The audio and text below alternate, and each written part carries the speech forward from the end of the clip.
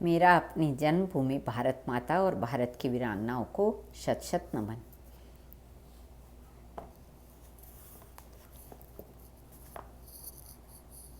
झांसी मेरी है, मैं किसी को न दूंगी। प्रजा ने कहा, माता दुर्गे तुम निश्चिंत रहो, हम झांसी पर किसी विदेशी का अधिकार न होने देंगे। सारा का सारा वातावरण हर हर महादेव के जयनाद से गूंज उठा। खानदेश का रहने वाला सदाशिव नारायण महारानी के विरुद्ध उठ खड़ा हुआ। वह अंग्रेजों का कृपा पात्र था। नत्थे खां ने अंग्रेजों से मिलकर रानी पर हमला कर दिया। महारानी क्रोध से लाल हो गई। उसने कहला भेजा, मैं हिंदू नारी हूँ, रणांग में शत्रु की ललकार का उत्तमता के साथ स्वागत करना जानती हूँ। आक्रमण का उत्तर रणभूमि में मेरी तलवार देगी। विकट युद्ध हुआ। नत्थे ने अंग्रेजों से सहायता मांगी। पहले तो वह दुष्ट विद्रोहियों का सरदार था। महारानी अबला नहीं सबला थी। उसके दमन के लिए इंग्लैंड से 16 सितंबर 1857 ईस्वी को सेनापति सर ह्यू रोज आ पहुंचा और अचानक ही एक दिन 7 बजे सवेरे उसने झांसी पर हमला बोल दिया। उसने रानी के पास कहला भेजा कि आप किले सहित अपने आप को समर्पण कर दें। रानी सिंहनी की तरह गरज उठी। उसने पत्र लिखवाया कि मैं आत्मसमर्पण को अपना प्रत्यक्ष अपमान समझती हूँ। आपको मालूम होना चाहिए कि हिंदू नारी जो हिंदू संस्कृति और राष्ट्रीयता की अनुगामिनी है, किसी पुरुष को आत्मसमर्पण नहीं कर सकती। कुछ इतिहासकारों का मत है कि इस उत्तर से अंग्रेज सेना कुपित हो उठी। अंग्रेजों ने झांसी में गोवध करना प्रारंभ कर दिया। महाराजा शिवाजी के वंश को पवित्र करने वाली इस महाराष्ट्र रानी ने खुले आम विद्रोह का झंडा खड़ा कर दिया। झांसी की रानी ने अंग्रेजों के छक्के छुड़ा दिए। रानी ने किले पर गरगज कड़क बिजली, घनगर्ज भवानी शंकर तोपें रखवा दी। अंग्रेजों ने झांसी के किले पर गोले बरसाना आरंभ किया। रानी ने उन्हें मुंह तोड़ जवाब दिया। वह स्वयं घोड़े पर सवार होकर और हाथ में नंगी तलवार लेकर अपने सैनिकों को प्रोत्साहित करने लगी। फिरंगी रानी की वीरता से दंग हो गए। अंग्रेजी सेना में घनगर्ज तोप की मार से हाहाकार मच गया। वह पीछे हटने लगी। रानी ने अपने तोपची गुलाम गोस खां को शाबाशी दी और पुरस्कार में एक जोड़ा सोने का कड़ा दे डाला। वह तो देश की स्वाधीनता के नाम पर अपने प्राणों का पुरस्कार तक देने के लिए तैयार थी। वह आत्म बलिदान की देवी थी। 2 ही 4 दिनों के बाद रानी को तात्या टोपे की हार का समाचार मिला। वह कुछ खिन्न हो उठी। झांसी पर भी अंग्रेजों ने खून पसीना एक करने के बाद विजय पाई। रानी दुखी हुई, फिर भी उस वीर रमणी ने उनका मूलोच्छेदन करने का व्रत ले लिया।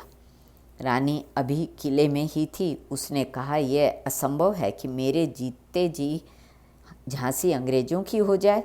जब तक हाथ में तलवार है, तन में प्राण है, झांसी मेरी ही रहेगी। वह सैनिकों को लेकर किले से नीचे उतरी। अंग्रेजों ने धोखे से वार करना आरंभ किया। सारे किले में भयंकर अग्नि प्रज्वलित हो उठी। अंग्रेजों ने विशाल किले को शमशान तुल्य बनाकर उसमें आग लगा दी और इतिहास के पन्नों पर अपनी कायरता मलकर वीरता का अमिट चित्र खींच दिया। रानी ने अपने शरीर को गोले बारूद की कोठरी में आग लगाकर जला देना चाहा, लेकिन सरदारों के बहुत कहने सुनने पर उन्होंने बाहर निकल जाना ही उचित समझा। सोने की चिड़िया निकल गई। दुश्मनों ने पीछा किया। रानी ग्वालियर रियासत के भांडेर नामक स्थान पर पहुंच गई। लेफ्टिनेंट वाकर पीछा करता हुआ आ पहुंचा। रानी सूर्य रश्मि की तरह तलवार चमकाती हुई आगे बढ़ गई। महामाया काली की तरह उसने पीछा करने वालों को मौत के घाट उतार दिया और 24 घंटों तक घोड़े की पीठ पर रहकर 102 मील का लंबा रास्ता पार कर लिया। कालपी पहुंचकर उसने स्वतंत्रता की ज्वाला सुलगा दी। उत्तम भारत के मुख्य मुख्य विद्रोहियों की बैठक हुई। नाना साहब ने यही रानी का मिलन हुआ।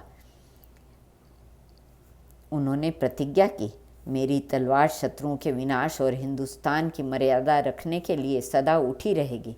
नाना साहब रानी की बात सुनकर गदगद हो गया। कालपी में अंग्रेजी फौज विजयी हुई। पेशवा की छावनी से महारानी बाहर निकल गई।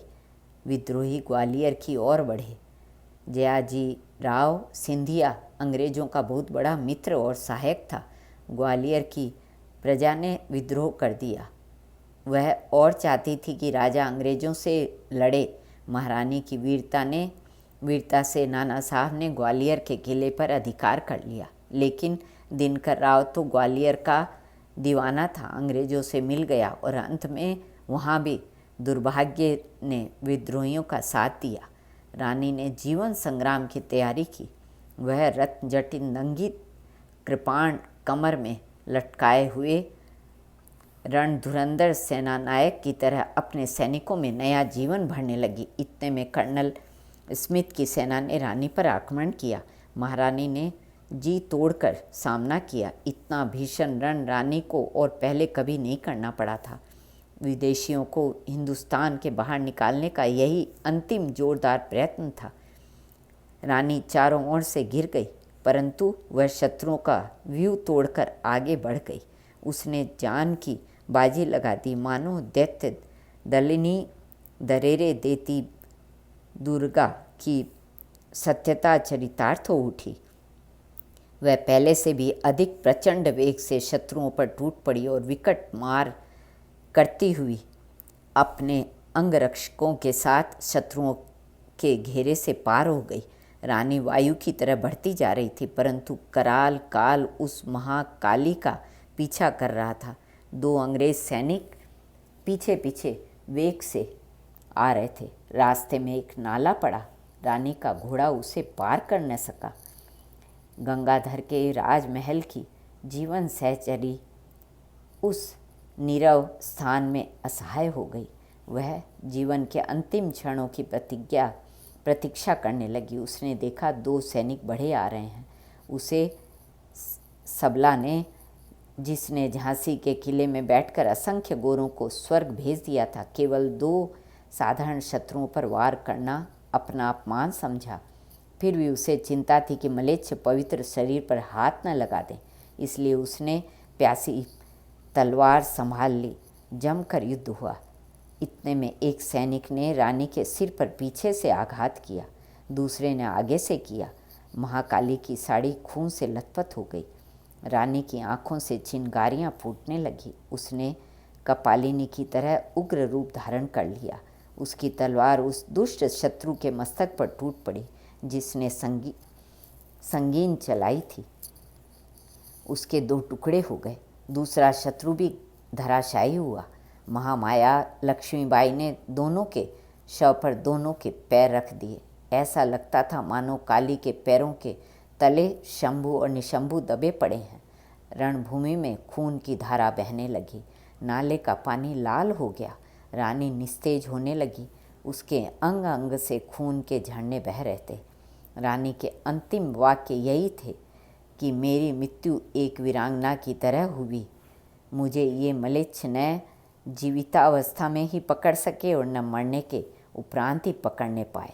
रानी के मुख पर अद्भुत आनंद था। उसने आंखें मूंद ली। झांसी की पवित्र भूमि पर रानी का किला आकाश चूमता सा कह रहा था कि समय के आघात से मेरा तन जर्जर और काला भले ही हो जाए, फिर भी मेरा हृदय महारानी लक्ष्मी के उज्ज्वल यश से सदा शुभ्र आलोकित रहेगा। भारत माता की जय।